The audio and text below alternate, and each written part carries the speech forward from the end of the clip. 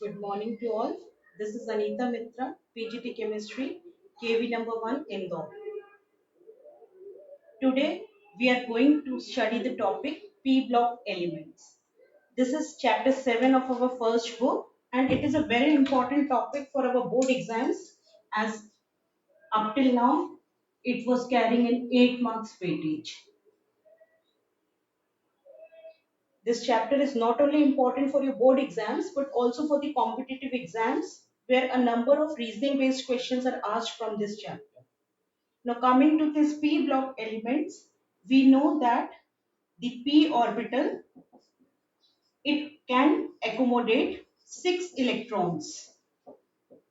So it means if we want to write the number of electrons in the orbitals, it can be np1, np2, np3, np4, np5 and np6.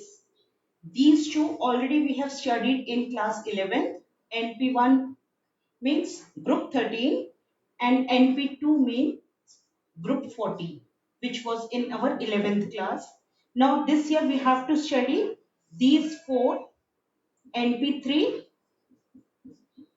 group 15, np4 group 16, np5 group 17 and np6 group 18.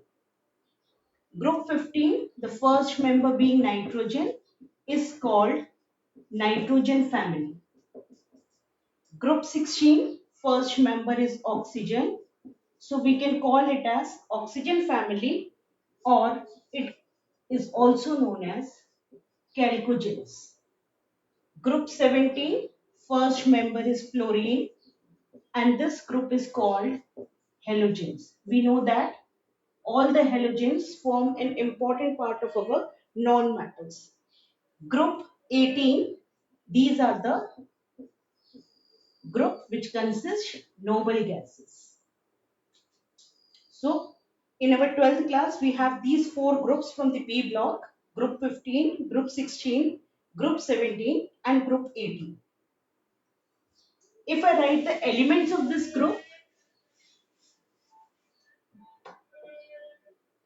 group 15 contains, as I told you, first element is nitrogen, phosphorus, arsenic, antimony and bismuth. Group 16 consists of oxygen, sulfur, selenium, polonium, sorry, tellurium and polonium. Group 17 contains fluorine, chlorine, bromine, iodine and acetate. And group 18, that is our noble gas, it consists of helium, neon, argon, krypton, xenon and radon. One important thing in case of group 18 consists of from elements from helium to radon. This helium has one s2, that is 2 electrons in the s orbital. So it is not a p block element, but because it resembles in the properties to the elements of the group 18, therefore we study this helium also along with the group 18. Now today we are going to start with our first group, that is the group 15.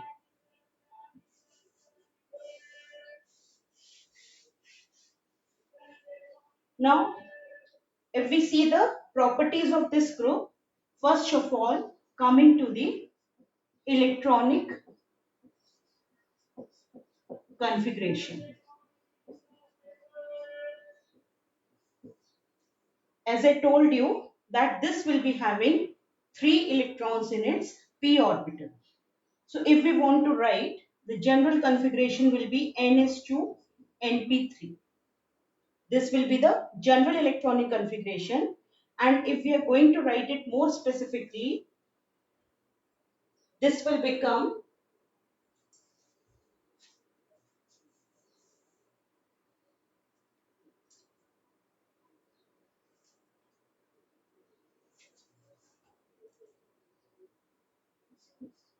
1s2, 2s2, 2p3. For phosphorus, it will be 1s2, 2s2, 2p6, 3s2, 3p3. Similarly, for arsenic, if we are going to write, instead of writing complete, I am writing it like this. Argon 3d10, 4s2, 4p6. For antimony, it will become krypton 4d10, 5s2, 5p6. And for bismuth, we can write xenon 4f14, 5d10, 6s2, 6p. So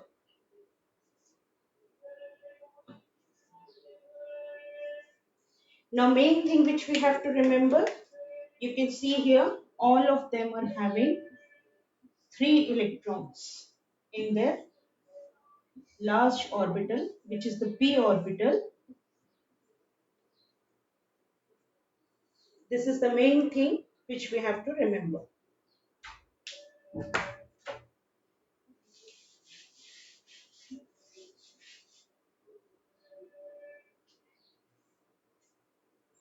Now coming to the second property, we talk about the atomic radii. Now, as I wrote just now, you can see that when we were moving down the group, the number of shells were increasing. So, when we move down the group, the size of the atom increases. Therefore, atomic radii, it also increases down the group. Similarly, we can say in case of ionic radii also, this ionic radii will also increase down the group. In case of nitrogen to phosphorus, nitrogen and phosphorus, they will have increase in the covalent and the ionic radii.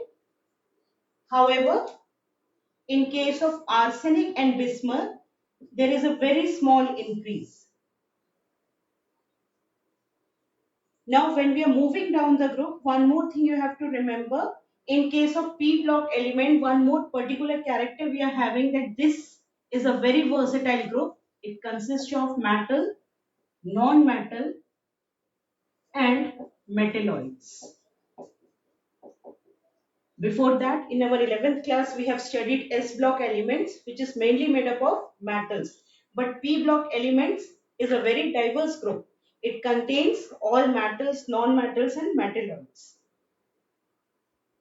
Third thing, coming to the third property, that is ionization enthalpy.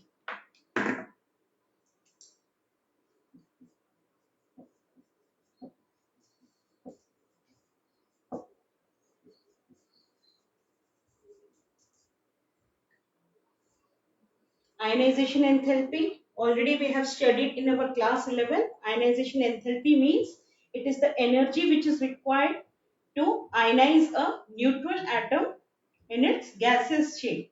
So, in case of, like I am writing here nitrogen. Nitrogen, we know that it is 1s2, 2s2, 2p3. Now, in case of nitrogen, what will happen? This ionization enthalpy will decrease down the group, because when we are moving from here, you know that number of shells were increasing.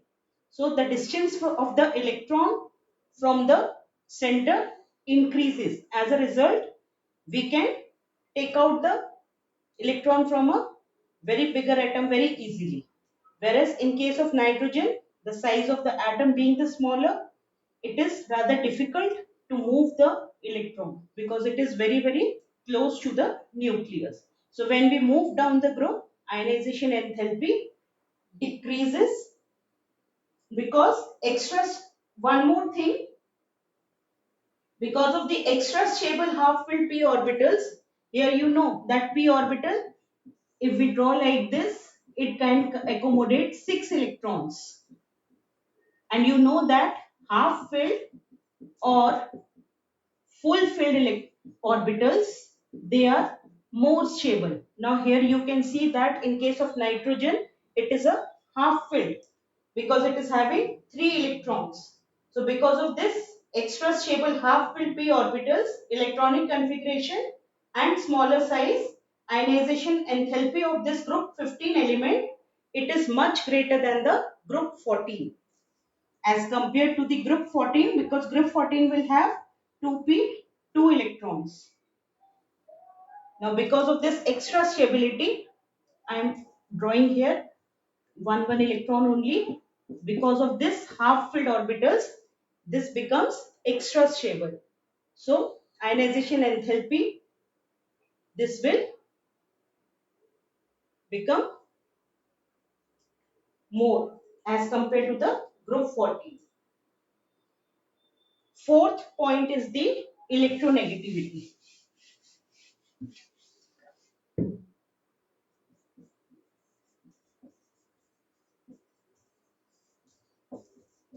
Electronegativity. Already we know these are the three most electronegative elements in our periodic table. When we talk, fluorine is the highest electronegative, oxygen comes after that, and nitrogen. So when we compare, fluorine is the highest electronegative element, and when we are comparing in the group 15, nitrogen is the highest electronegative element, or we can say when we move down the group, electronegativity decreases down the group.